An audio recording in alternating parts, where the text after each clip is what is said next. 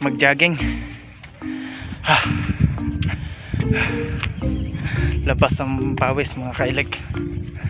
So kamusta kayo mga kailig? Welcome back to my channel. Medyo matagal-tagal tayong walang upload, kaya naisip kong mag-upload uli. At ang ituturo ko naman sa inyo mga kailig ay kung paano mag-linya ng magnetic contactor gamit ang push button. Tuturo ko sa inyo paglilinya ng start stop gamit ang magnetic contactor. Mamaya yan mga kailag, pagka uwi ko medyo nagja-jogging pa tayo. Papalabas muna tayo ng pawis.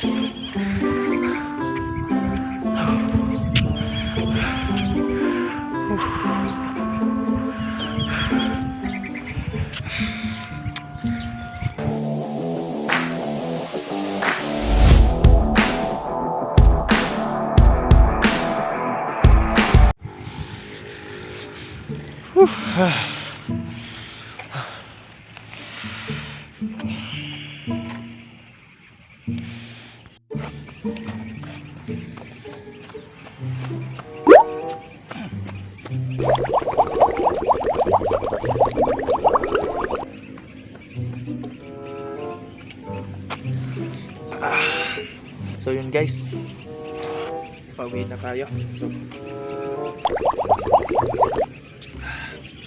Palabas na natin ating malagkit na pawis. Sarap.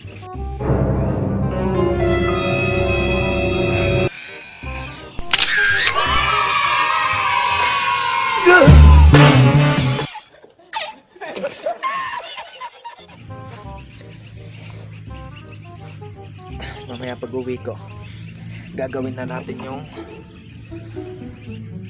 ating tutorial.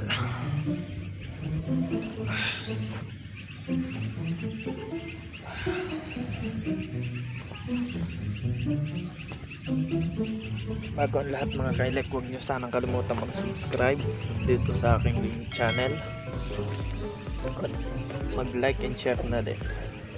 Don't forget to subscribe mga kailik. 2 hours later. So yun guys, ito na yung ating tutorial. Siyempre kailangan natin ng breaker at magnetic contactor at mga push button.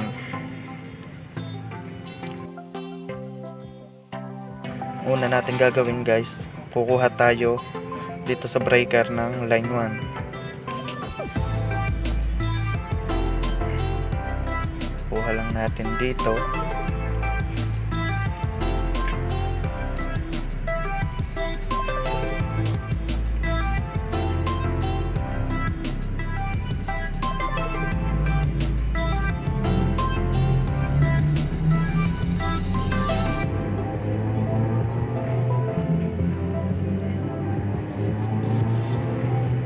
Tapos dito sa normally close, yan NC nakalagay, normally close.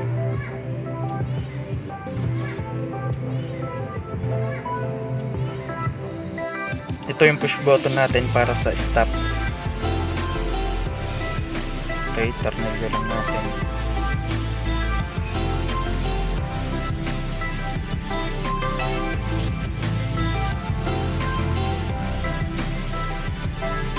Tapos nito guys, kukuha ulit kayo ng wire. Maigsi lang siya.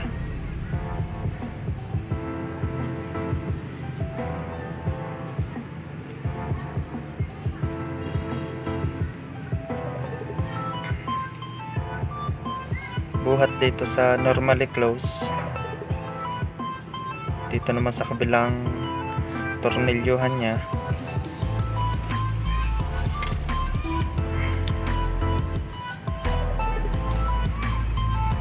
Pupunta dun sa normally open naman. Yan, NO, normally open. Pag nakita nyo yung NO, normally open yan. Ito yung start button natin.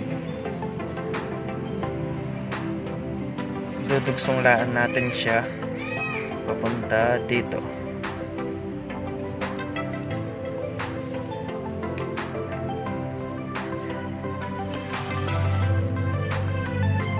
Yan. Tapos nyan, another wire ulit tayo.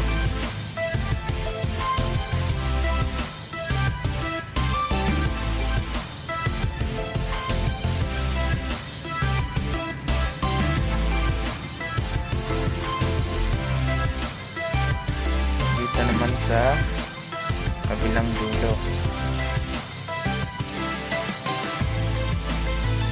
Kahit magkabaliktad naman yan mga kailek.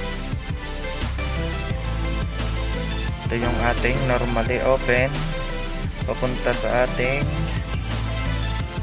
magnetic contactor.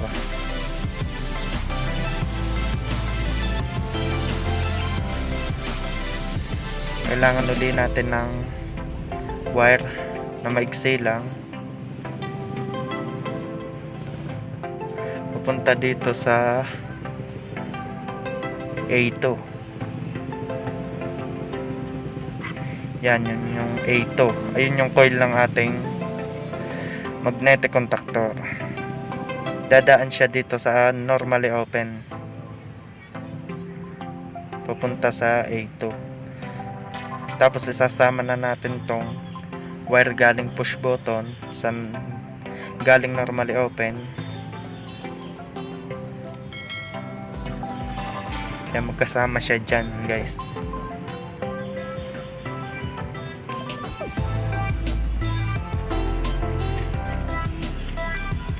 Tapos kakabit nyo papunta dun sa coil nitong magnetic contactor A2. Yan.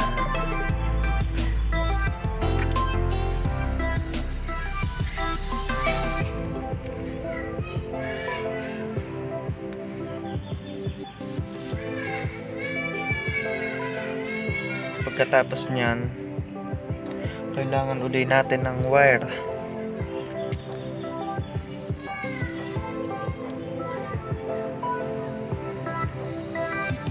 Depende na ang haba niyan kung saan kayo maglalagay ng push button.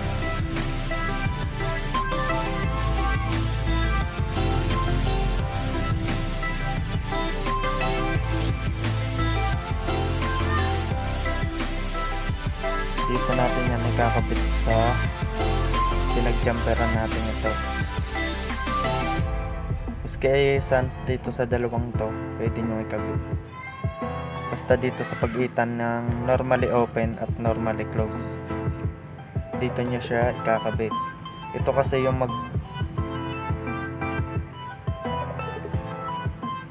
magtutuloy ng power papunta dun sa coil ng magnetic contactor once na pinindot natin yung normally open. Kasi yung normally open, pag pinindot natin siya, habang siya ay nakadiin, naka-open siya. Pero pag siya ay binitawan na natin, close na ulit siya or lagot na ulit siya. Kaya kailangan natin ng magtutuloy ng power papunta dun sa coil ng magnetic contactor. Yan. Dito siya sa normally open.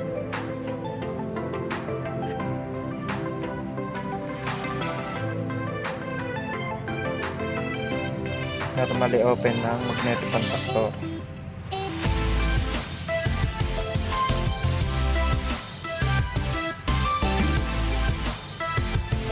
So pagkatapos niyan guys, kukuha ulit tayo ng wire para sa line 2 naman niya.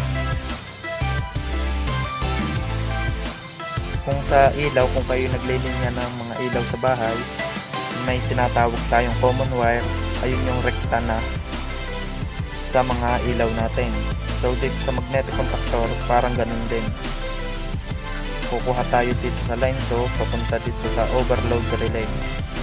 Ang trabaho naman itong overload relay, siya yung magkakat ng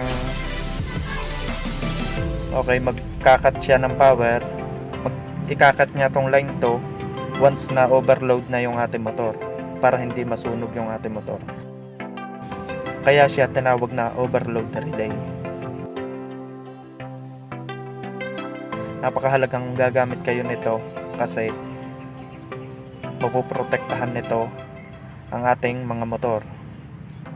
mga induction motor o yung ating mga machine. May mga amperes na pagpipilian kayo, depende yon sa full load ng inyong mga machine or motor.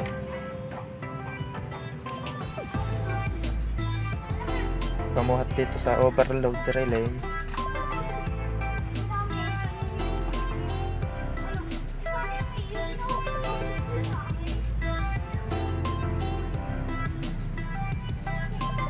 Buhat dito sa overload relay, pupunta tayo dito sa A1 naman ng ating magnetic contactor.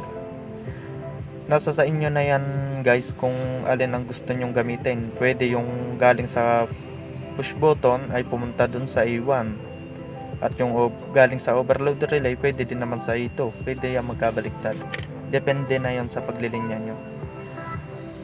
So yan, tapos na guys. Ngayon ituturo ko sa inyo kung paano siya nagana.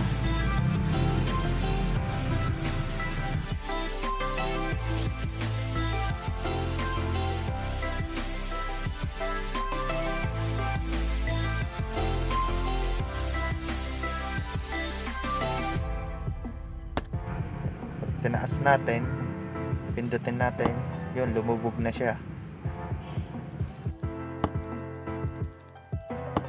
Tapos ito naman yung sa off, on, off. Lang simple, itong line to dumaan dito sa overload relay. Pag nag-trip siya, ikakat niya yan. Pag high amperes na siya, depende sa setting nyo, pupunta dito sa A1. Ayun yung pinaka common natin, rekta na yung power papunta sa A1. Ngayon, ito namang line 1, dumaan ng normally close ng push button. Pag pinindot nyo siya, magkakat siya. Tapos ito namang start ang mag-on. Ngayon, kung mapapansin ninyo, yan, pag pinindot nyo, pupunta yung power papunta sa A2 ng coil ng magnetic contactor. Kaya siya nag contact. So ngayon lagot na to. Ngayon ang magdadala naman ng power, pag binitawan nyo na yung push start, ito namang dumaan sa Normal close. yan siya, dahil siya ay nakakontak na, siya ang magtutuloy ng power papunta dun sa coil na magnetic contactor. Kasi ito, pag pinindot nyo, saka lang nakakontak pag nakalubog. Kabaliktaran naman siya nitong normal close. Ngayon, pag pinindot nyo, magkakat na siya.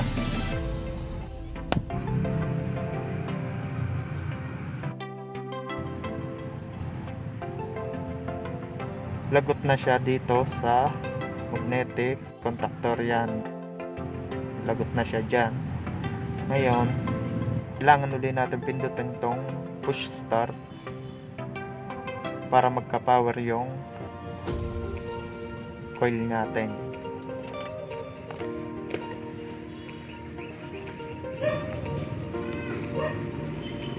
Ngayon, kakabitan natin siya ng ilaw kasi wala tayo dito masusubukang induction motor or gear motor.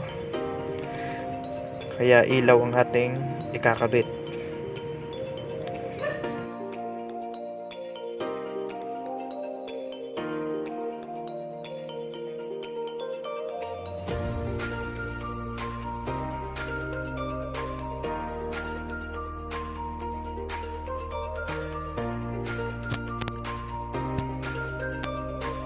Okay na guys, ngayon tetestingin naman natin.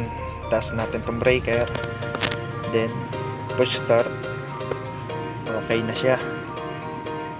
Stop, start, start tuloy natin.